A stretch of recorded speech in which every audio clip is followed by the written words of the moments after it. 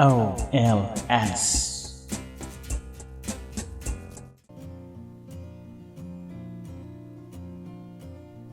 Is M R. अॼु असां is am R जा सवाली नाकारी ऐं नाकारी ऐं ताक़ीदी जुमिला ठाहिणु सिखंदासीं।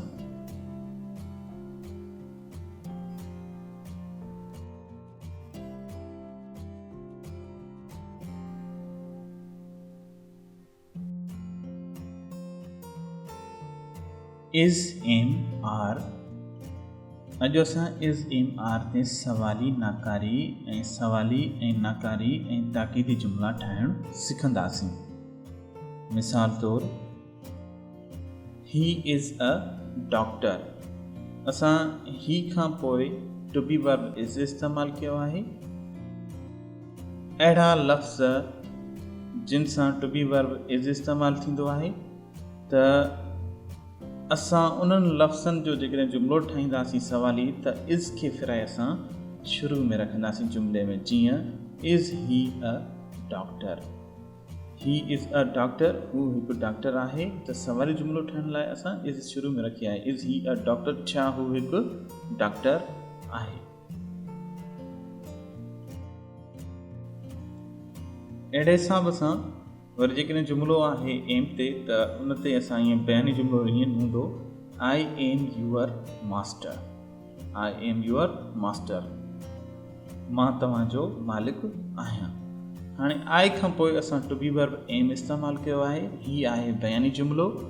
ऐं जेकॾहिं असां आई ते यानी इन जुमिले खे असां फेरे सवारी ठाहींदासीं त असां टू बी वर्ब एम जुमिले जी शुरूआत में रखंदासीं ऐं उन खां पोइ आई खे रखंदासीं।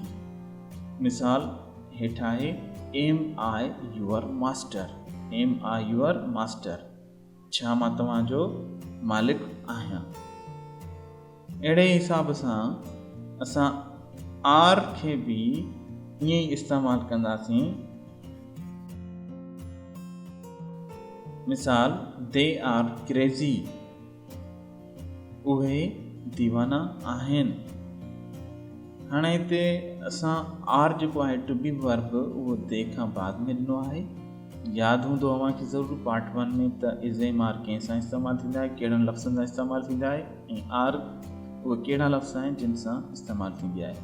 सो असां सवाली जुमिलो ठाहिण लाइ आर खे फिराए शुरू में रखंदासीं, पोइ असां सब्जेक्ट रखंदासीं जेको बि हुजे जिन सां आर इस्तेमालु थींदी हुजे।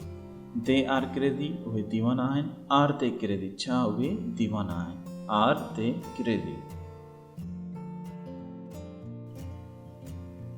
हाणे अचो त असां सवाली जुमिला ठाहिणु सिखूं।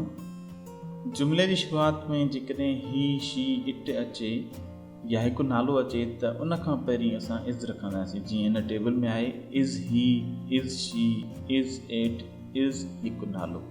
हिकु नालो कहिड़ो बि थी सघे थो, मिसाल असलम वग़ैरह वग़ैरह। जुमिलो आहे ही ते, इज़ ही अ फैट बॉय। छा हू हिकु थुल्हो छोकिरो आहे, या छा हू थुल्हो छोकिरो आहे। Is she a good lady. छा हूअ हिकु सुठी माई आहे।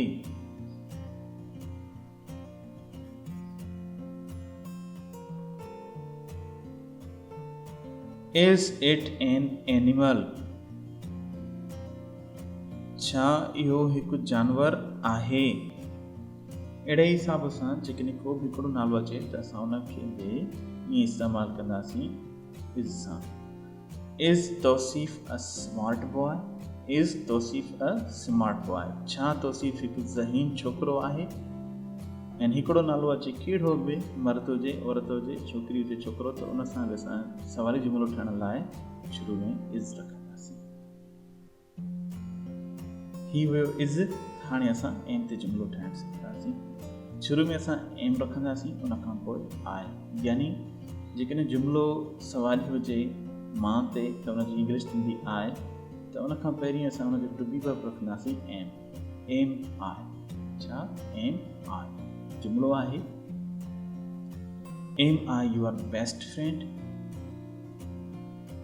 छा मां तव्हांजो गहरो दोस्त आहियां?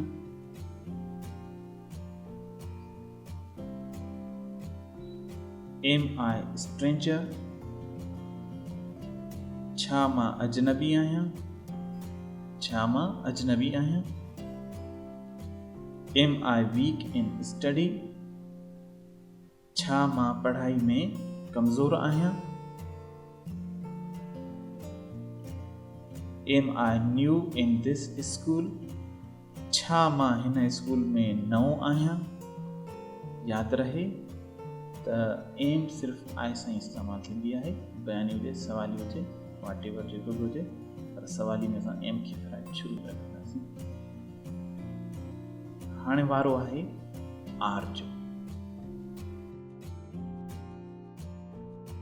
जुमिले जो सब्जेक्ट हुजे वी यू ते या ॿ नाला या ॿिनि खां मथे या जमा हुजनि त उन जी शुरूआति में यानी उन खां सब्जेक्ट खां पहिरीं असां आर रखंदासीं। छा टू बी वर्ब आर रखंदासीं। Are we good citizens? छा असां सुठा शहरी आहियूं? छा असां सुठा शहरी आहियूं?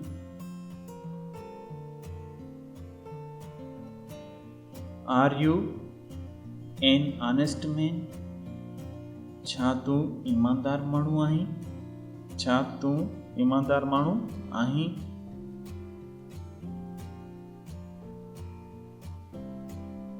Are they lazy? Are they lazy? छा उहे सुस्त आहिनि?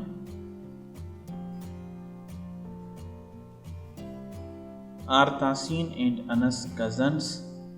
Are Tasin and Anas cousins? छा तासीन ऐं अनस सौट आहिनि? ही हुयो असांजो टू बी वर्ब आर जो इस्तेमालु। त उन ते सवाली जुमिला कीअं ठाहिया वञनि। हाणे असां सवाली ऐं नाकारी जुमिला ठाहिणु सिखंदासीं। इज़ जुमिले जी शुरूआति में असां सभ खां पहिरीं रखंदासीं इज़, पोइ रखंदासीं सब्जेक्ट ही शी इट या को बि हिकिड़ो नालो, उन खां पोइ असां नाट रखंदासीं।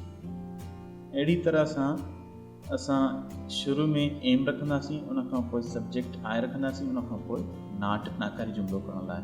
अहिड़ी तरह सां वरी आर शुरू में रखंदासीं, पोइ वी यू ते ऐं इसम जमा रखंदासीं यानी ॿ नाला ॿिनि खां मथे, उन खां पोइ नाट। मिसाल तौरु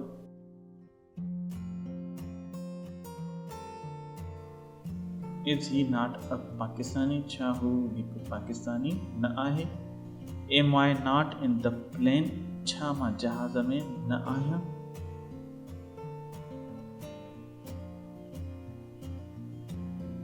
Are you not my friend? छा तूं मुंहिंजो दोस्त न आहीं?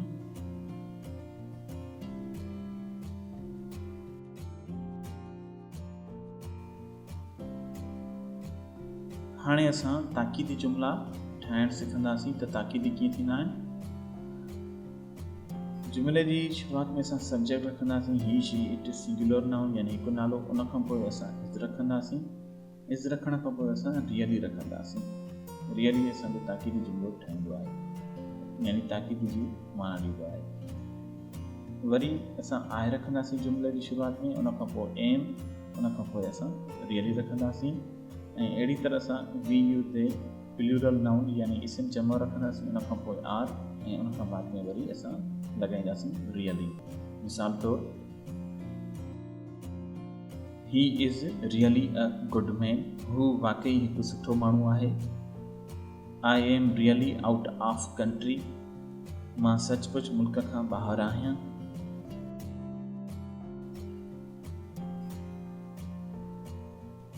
They are really busy,